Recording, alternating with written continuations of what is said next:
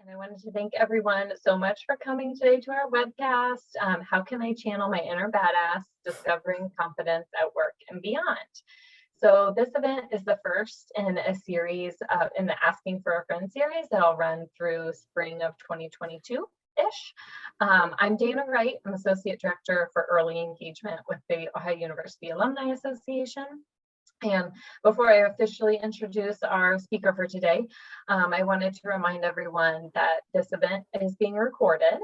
To please mute your microphones like y'all are doing an awesome job with, unless you want to say something and speak, totally unmute. We invite that. And then to reiterate, turn your cameras on. It'd be wonderful to see your all's faces while we have this fun conversation.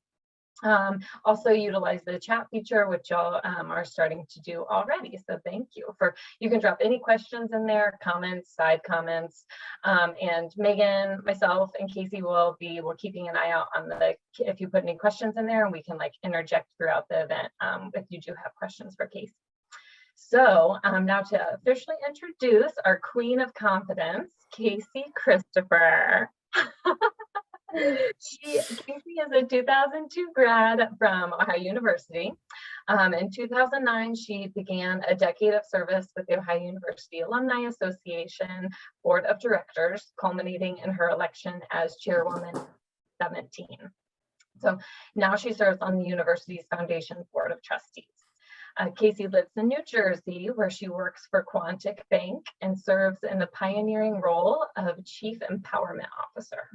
So in this role, Casey provides a channel for employees to initiate and cultivate change, while also providing opportunities for them to bring their authentic selves into the workplace.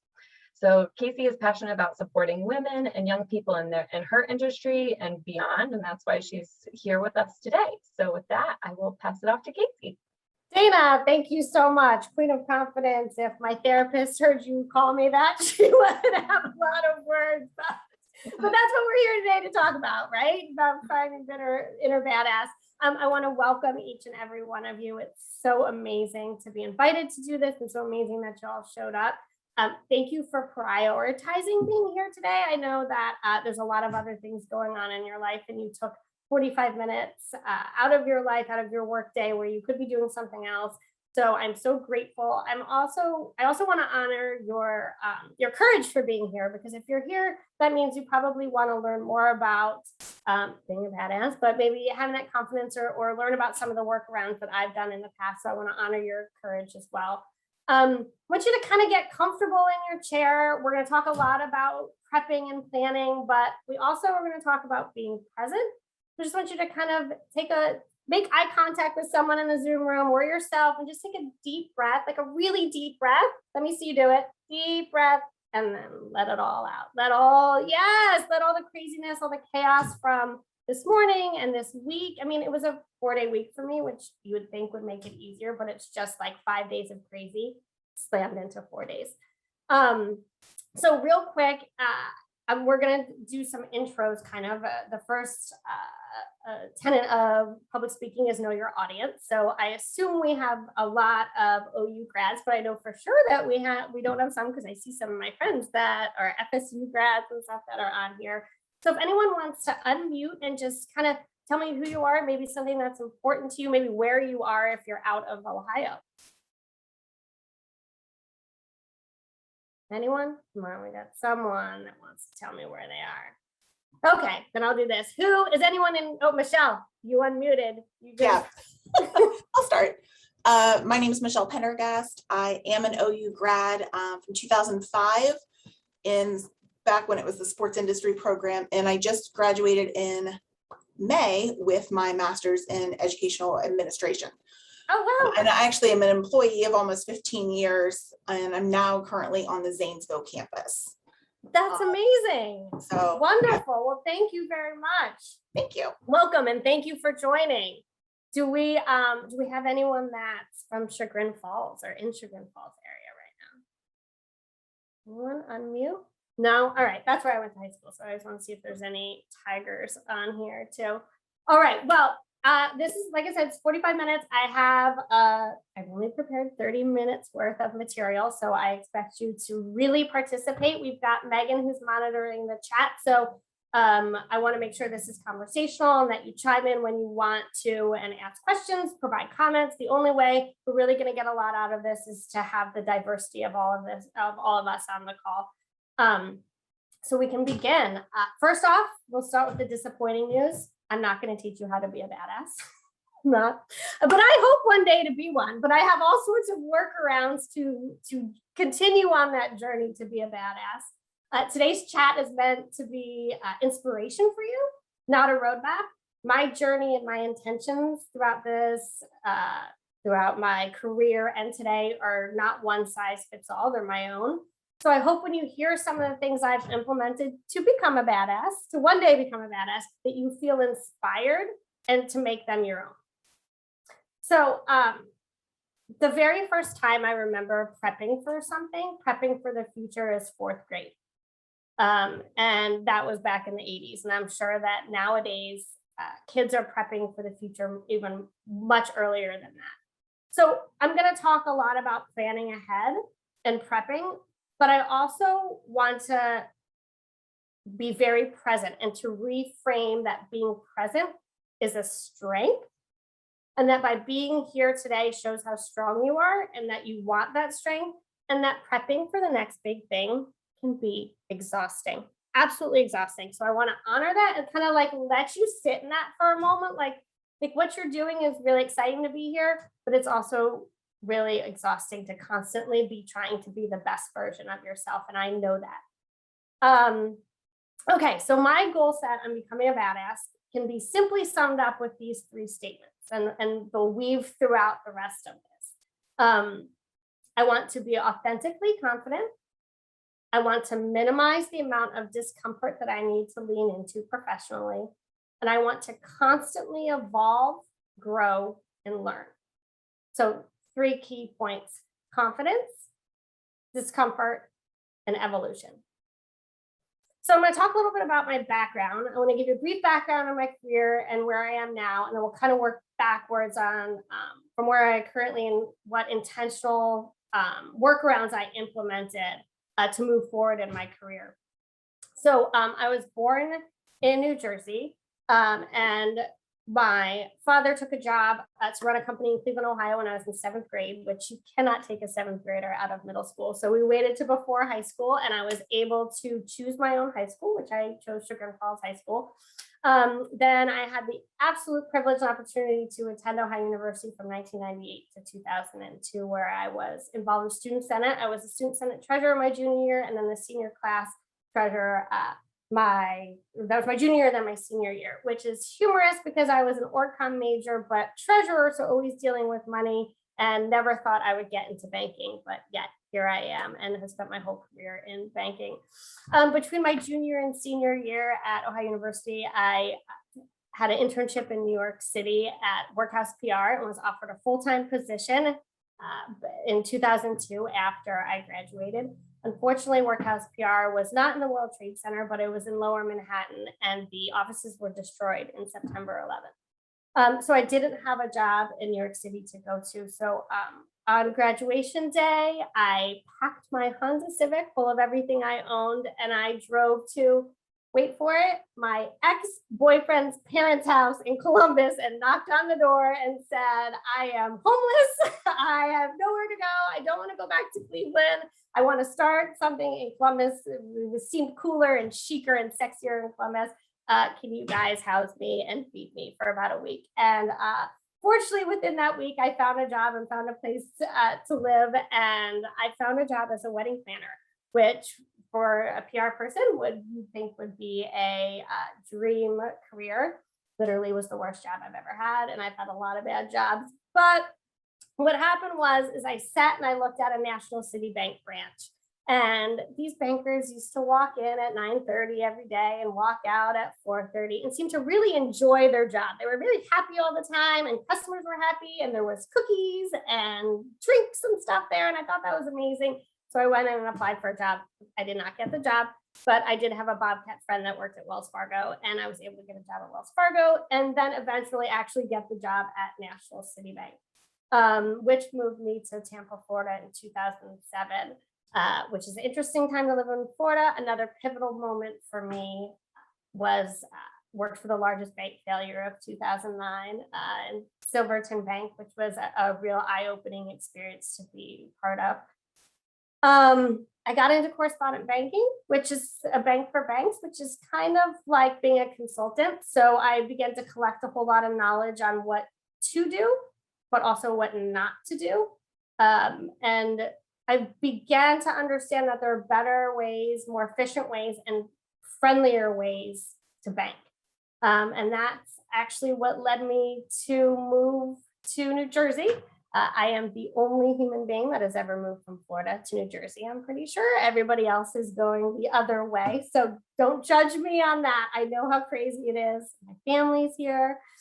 But it led me to Steve Schnall, who's my current CEO at Quantic Bank. And he was the very first person to not think I was nuts when I talked about how banking should be, not how it is right now. And I'm going to share with you our mission statement at the bank. It's break the system for financial empowerment, which is a pretty bold mission statement for our bank. It kind of gives you an idea of the culture we have at the bank and why this kind of badassness fits in. We're here to break stuff, and the Quantic Bank is a CDFI, so we cater to the underbanked, to gig economy, to immigrants, to folks that don't fit in a traditional box of banking. So I also have a unique role there. Chief Empowerment Officer. My role exists to allow team members to, like Dana said, initiate change, participate in change, and cultivate change here at the bank.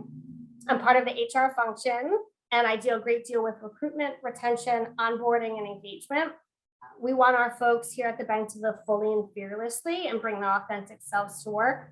We're a fully remote workforce, so it is my responsibility to bring the culture that we have at New York City to our 311 employees that are throughout the entire United States. We're in 30 states now. So I've talked a lot, and I've talked a lot about myself. So I'm going to pause here and just see if there's any questions about my background, but I think more importantly, maybe changing careers, going from a wedding planner to a banker, if anybody has any questions about that.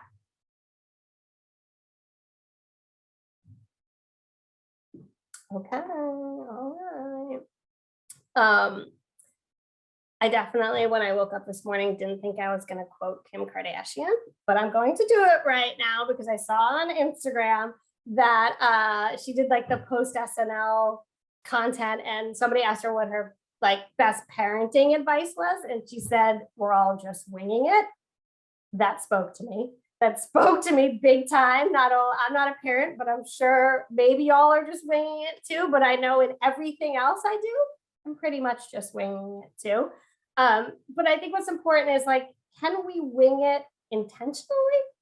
Like, what workarounds have I come up with, or am I coming up with currently, because I'm always doing that, to strengthen my weaknesses? And I want to pause for a minute and say that weaknesses are just not yet strengths. And I see Megan unmuted. Do we have a question? Yeah, there's a couple questions that came up in the chat. If you have a moment, how do you get the confidence to sell yourself in a different job category? Well, it's like I planted that question, but I didn't. But I am going to tell you the next thing I have. But let's hold that for a second, because I want to talk about a career audit, but then I want to talk about a confidence journal, because I think that'll answer that question. And Meg, is there another one? There are a couple more. How do you bring the New York office culture to remote employees? Got it. Okay, I'll do that one. I'm just winging it on the remote employees too, because we don't know. We do a lot of surveying. We do a lot of outreach to our customers. I do more listening than I've ever done in my entire life. I do one-on-ones with a great deal of our employees. I have an open door Zoom policy where you can email me at any time and tell me what you need. We're incredibly intentional about when we're given a suggestion, we attribute it to that team member in an open forum. So we can reinforce that the positive changes we make, because I feel like so often you have a great idea that's brought to you by team members, and leadership's like, "Hey, thanks for the idea. We're going to run with it. Peace out." Whereas we incorporate whomever came with that great idea and sometimes have them help roll it out or have them announce it in our all company meetings. but we're winging it. And if anybody has some things that are really working really well, I would love to hear about that. We do a lot of Zoom engagement. So like last night, I'm sure you've all been a part of this for 18 months, but we did a beer and wine, a beer and cheese pairing, but we were able to send the cheese like from a fancy cheese store and dry ice and stuff like that. So at least our employees can feel like they don't have to go out and get that. They had to go out and get the beer, but we were able to treat them to some really fancy cheeses and stuff. We're doing Context Got talent show, which I didn't even come up with. That was suggested to us. So I'm really excited about that. But I'll pause there for a minute and see if anyone has anything that they've done that they really enjoy. Okay. All right. Well, I'm going to do career audit and then confidence journal, and then we can jump back into questions because these are the ones I think that seem to resonate with people the most. So in 2009, I was 29 years old, and I was really kind of humming along in my career, and I decided that maybe a career was going to be a priority in my life. You know, sometimes people might say, you know, I have a job or things like that. I was really passionate, really enjoying my career, and I decided to kind of map out between 29 and 40, and I'm 41 now. So it's funny to think that I was thinking back to what I am right now. But I found job descriptions back in 2009 for the jobs that I wanted when I was 40. And I printed those out and I took my resume and I started crossing off each requirement that I already had. And then I would highlight what I didn't have. So I basically identifying the gaps, right? And I identified 4 gaps. First off, that I didn't have a whole lot of experience working with women. I was in a very male-dominated field, and I was one of the only women. I didn't have experience working with people of all ages. It was very much like my generation. I didn't have experience leading teams or direct reports at the time. And I also needed to learn industry skills that I wasn't going to learn in my current position. And that I knew I didn't want to leave my job to get these skills. I wanted to keep on, I was in sales at the time. And I want to keep doing that. So what this audit kind of led me to was to go find these opportunities outside of my professional experience. Now, that's easier said than done, because we have a lot of things going on besides just our professional life, and we have to make time for our personal lives too. But what I did is, for working with women, I joined a women's leadership organization called Junior League. And I'm sure some of you have heard of that, or maybe you're part of that. Would put it in the chat if you're part of that. I'd love to know which Junior League. I was a Cleveland Junior Leaguer, Tampa Junior Leaguer, and then here in Bergen County, and I'm now retired. And then also working with all ages. That's actually what led me to being to a leadership position at the Alumni Association. Because our Alumni Association Board of Directors is comprised of people graduating from as far back as the 50s or 60s up to the 2010s. And I knew that that would be great experience, very diverse experience, leadership experience. And then I also had to learn industry skills outside of my role. And I went to the Florida School of Banking and then got a scholarship to the Louisiana State University School of Banking too. So I say that I'm a classically trained banker, but I made that term up. I have no idea what that is. It just means I went to a lot of schooling outside of Ohio University to learn how to be a banker, which has helped me immensely in my role as Chief Empowerment Officer. But also find people you respect and value their advice and listen, and do research on them. And I'm moving soon, and I was packing and I found this. This is the 2013 American Banker magazine, Most Powerful Women in Banking. If you can see, it's printed out. I didn't even have a subscription. I had to ask a friend. And if you also see, there's tabs. So I read this in all 50 women, and I tabbed them, and I circled things about them. And I put those in that career audit and said, okay, this woman's path here at Barb Godin, here at Regions Financial. She was a mentor, and she did this and that. And I put that on that audit, and I refer back to this all the time too. So I'm going to pause there and see if there's any questions, or if anyone has an example of kind of doing something like a career audit or going outside of your paying job to do something in the community that has in turn benefited you professionally. Anyone want to share? Share something real quick. Yeah. Yeah, I knew that I had a passion for working with alumni, and I was working in student affairs and like a housing residence life role, but I knew that that was like the career shift I wanted. So over probably like 2 years, I got coffee with like anyone I could from advancement, and just learned about different like donor engagement, stewardship, and then all my OUA Alumni Association colleagues know I probably got coffee with almost every one of you because I knew I was applying to a job in the next like few months. So that really was huge and pivotal, and it was fun too because I was able to See, learn. that's awesome. And such a great career, like it's just little tweaks like that, right? I mean, you're Like just 30 getting minutes. coffee. Yeah. Mhm. Things like that. That's awesome. Anybody else want to share anything? Thank you for sharing, Dana.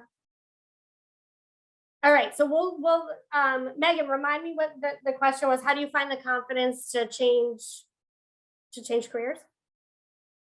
Or to change anything, really? I mean, how do you find confidence to begin with? Okay, so for me, now I had that career audit, and I knew what I needed to do, but I definitely didn't have the confidence to carry out all my highlighted things that I had to do. So I had to create a workaround for that. And that's where I created a confidence journal. So what I started doing was when I was in a situation where I didn't feel confident enough to speak up, or I didn't feel confident enough to make a move or something like that, I journaled about it, and I kept this in this journal. And what I started doing is because, like I said, I was often the only woman in the room, and I didn't feel like I was speaking up loud enough, or maybe my ideas weren't being heard and I wasn't speaking confidently enough or loud enough for them to be heard, that I journaled about it after, and I kind of wrote down things. I'll give you an example. It's a boiled down, it's not a real example, but it mirrors one that actually happened to me. So sitting in a conference room, and we're talking about, this is fake, but we're talking about how in the fourth quarter, we have to order blue copy paper. And we have to order blue copy paper because all we use in the fourth quarter is blue copy paper. And I'm sitting there thinking, actually, we only use yellow copy paper in the fourth quarter. I'm not really sure why we're loading up on this blue copy paper. This seems really silly. But at the time, I didn't really have the confidence to speak up and speak against the other leaders, and sometimes the ones senior to you in the room. So I went and I journaled about it, and I put what my thoughts were and my advice would be, what I thought we needed to do to have that yellow paper, not the blue paper.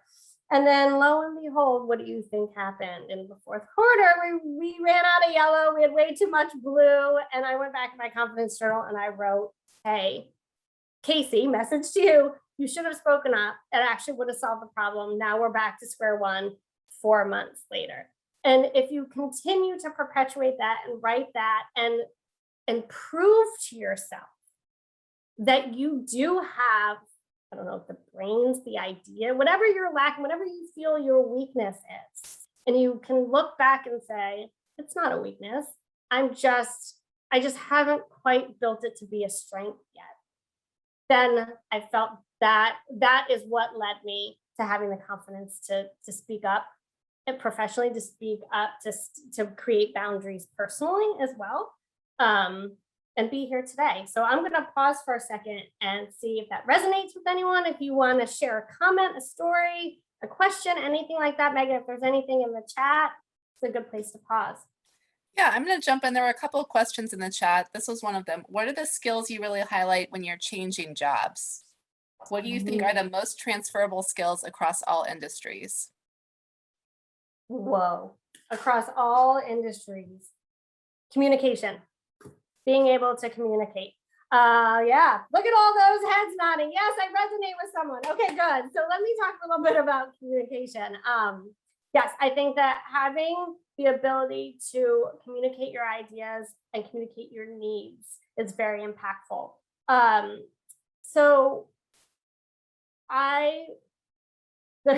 Okay, has everyone heard of the 5 love languages, right? Yeah, nod your head. Okay. Take this with a grain of salt because I'm divorced. But I think that you can apply something, the concept of love languages at work. And really the professional term for it is attunement. And we talk here at the bank about delivering messages via Microsoft Word and delivering messages via Microsoft Excel. So hear me out. You have to learn how your colleagues receive their information. So I have colleagues that the way that their mind works is so data oriented from being in finance and banking that I need to communicate to them in a Excel format. And I don't actually mean like using an Excel spreadsheet, but being very concise and data driven to get my point across. Then I have other folks in here, especially on my HR team, that are word based, where I have to communicate with them in flowery language and really explain what I'm talking about, that if I did it in just the data format, they wouldn't receive information that way. So I think the answer to the question is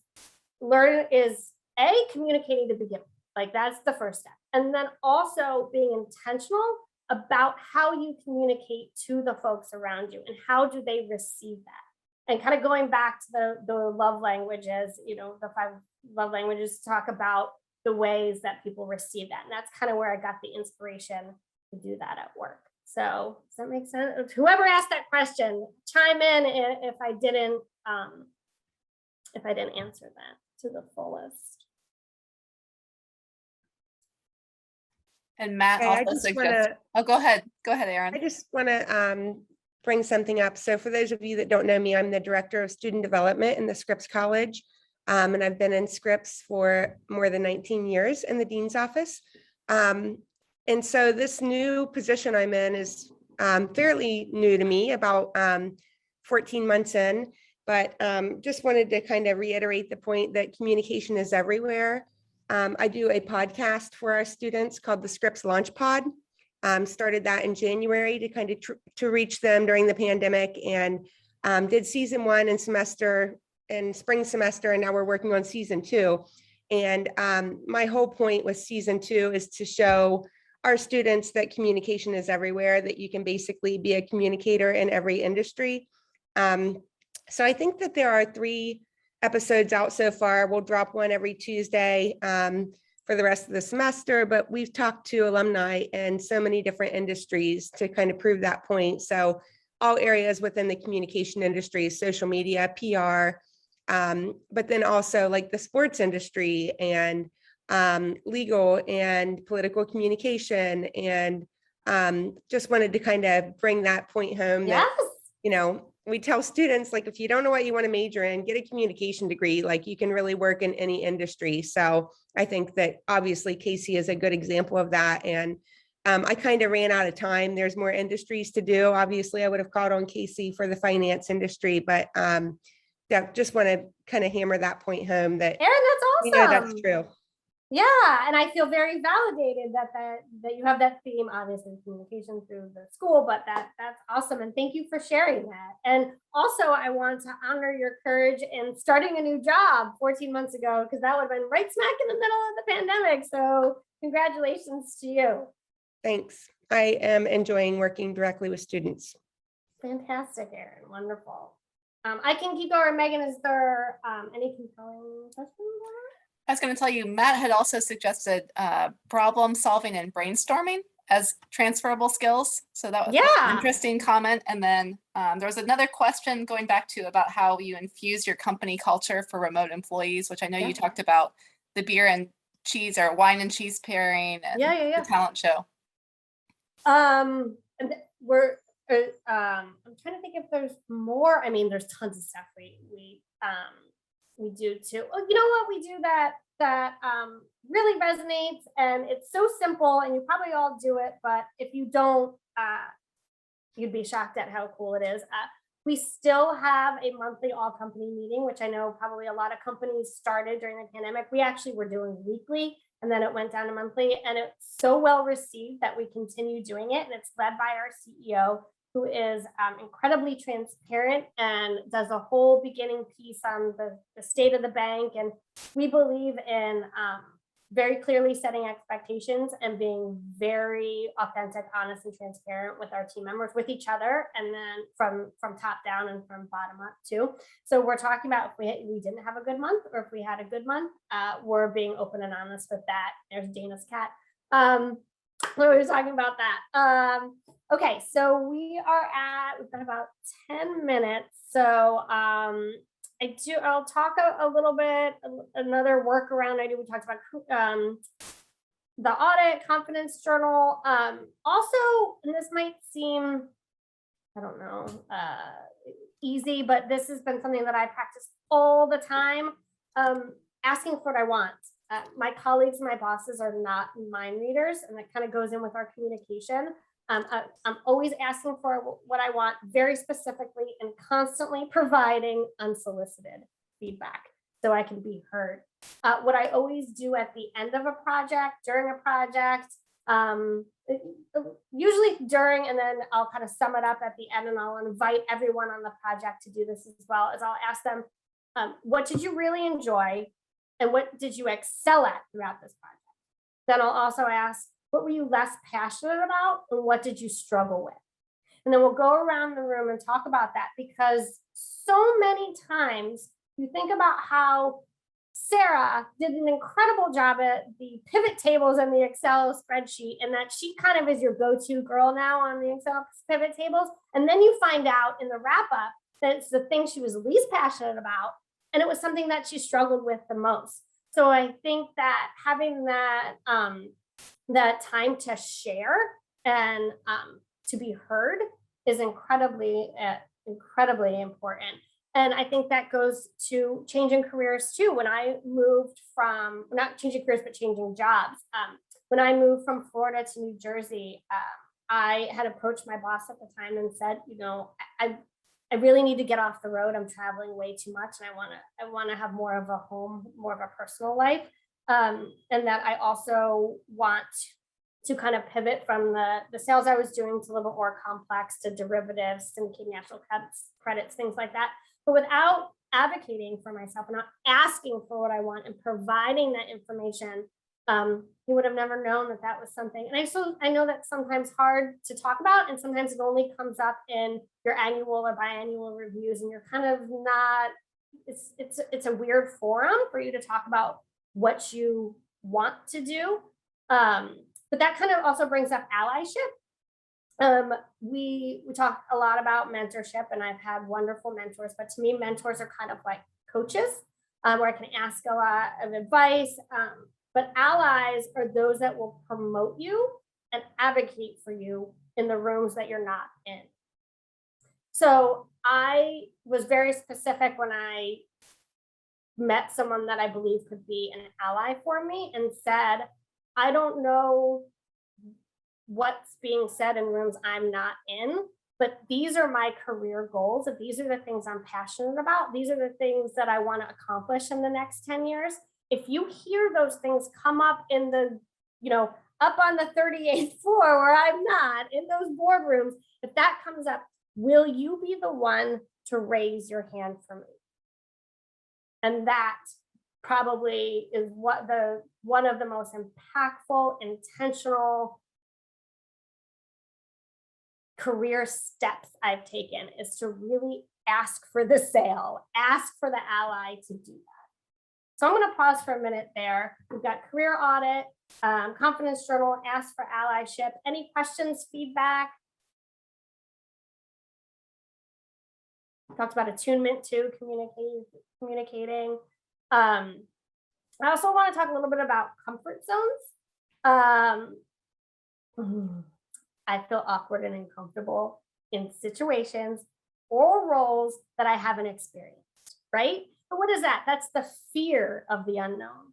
So I set out, when I realized this early on in my career, that I figured, okay, my workaround is if I make everything a comfort zone, then I won't feel uncomfortable and discomfort, right? So that is when, certainly much earlier in my career, every time someone said, hey, who wants to take on this project? Constantly me. Even if I had no idea what the project, I had no skill set to do it. I figured if I just conquer this uncomfortable situation, if I just overcome my fear of the unknown, I can put whatever this situation is from the discomfort bucket into the comfort bucket. And the more I do that, the more things become comfortable, right? So you have to lean into the discomfort to master that. So the way I visualize it is like if your comfort zone is sitting at the beach, right? And you just sit all day at the beach, sipping pina coladas, watching the waves. That's great. Like that's your comfort zone. That's amazing. But if that's all you live, how do you experience the mountains or the lakes or the other things? Because the fear of the unknown would keep you paralyzed on the beach, right? And there's no growth or evolution if you're not experiencing those other beautiful things and conquering the fear of them. So leaning into that discomfort and conquering that is huge for me in terms of that confidence and kind of badassery. Any questions? Okay. Casey, I'm going to jump in. There was a question earlier from Carrie Myers, who is also a former wedding planner and a former banking employee. Get out! Where is she? Speak up. Let me tell you her question. She said, as you came into a traditional work environment, banking life, what were a couple strategies to help encourage culture change? Oh, culture change, mindset change. So I'm not going to sugarcoat it. Culture change, you have to have buy-in from leadership. I know that's not what you want to hear, and I'll give you workarounds too for culture change, but there has to be buy-in from the top. I think that coming into a situation to change and change is a big word. Tweak the culture of a organization is looking through two different lenses. The first being a very abundance mindset lens, understanding that we're all working together. There's plenty of work to go around. There's plenty of things to be done. There's plenty of positive changes that can be made. And the other is the exploration mindset, where you're constantly striving for something greater and cooler and awesome, and taking that, always looking at it as a very positive mindset, and that change is good. We have a really cool core values here at Quantic. We have 5 core values, and one of them is progress, not perfection, which I love. That's very supportive. But my favorite one is try it on, which we say be adaptive and open to change. And when the way it was explained to me when I started was when you go into a department store, which like when's the last time any of us were at a department store, but you grab a shirt you want to try it on, and it doesn't fit. It doesn't feel right. That's okay. All we have to do is try it on. And if it does fit and it's a brand new shirt and you feel confident in it, and wow, you tried something on, you did something new that you never would have done before. So I think that having that very adaptive, changing, try it on mindset, abundance mindset, exploration mindset, and that try it on kind of lens really helps shift culture faster, or helps shift culture fast. We have 2 minutes, I think. So I touched on the things that were really important to me. I have a bunch of other things, breakfast for dinner, like give yourself some grace sometimes, like we can't all be perfect. Sometimes you just have to have some cereal and some scrambled eggs for dinner. Like, please, no, I do that all the time. 2 minutes. Carrie, there you are with the wedding. Hello, thank you. Yes, that was wonderful. Yes, awesome. Any other questions, or really did I not touch on something that you were hoping to hear today?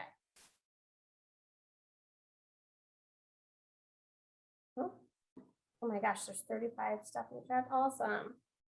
Okay, well, cool. Well,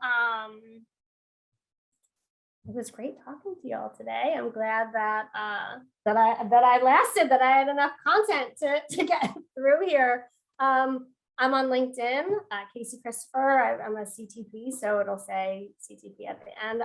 Also, my email is cchristopher@quanticbank.com. Feel free to email me anytime, especially any follow-up questions. Before we started, we were talking about how sometimes when you're part of these, it takes a little bit to digest what you've heard and you have follow-up questions. So I always entertain that. I would love to hear from you. I'd also love to hear your feedback. If this was impactful, if you took anything from it, I'll ask it, raise your hand. Did Confidence Journal resonate with anyone?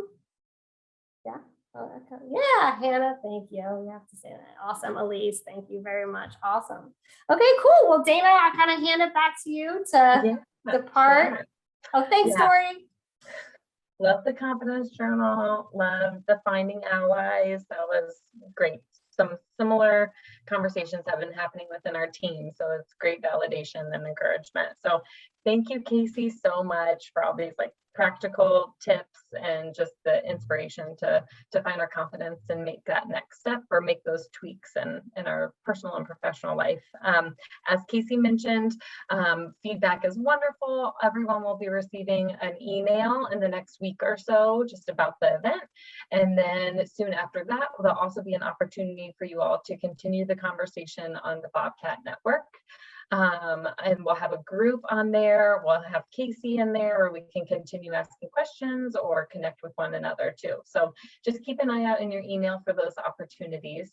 And on behalf of the Alumni Association, thank you all so much for being here.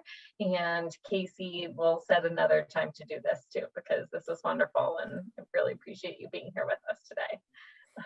Awesome. Thank you so much for everyone that joined, especially those folks that are not Bobcats, but for those that are, it's wonderful to see you, and everyone have a wonderful rest of your week. Yes. Bye, everyone. Thanks for tuning in.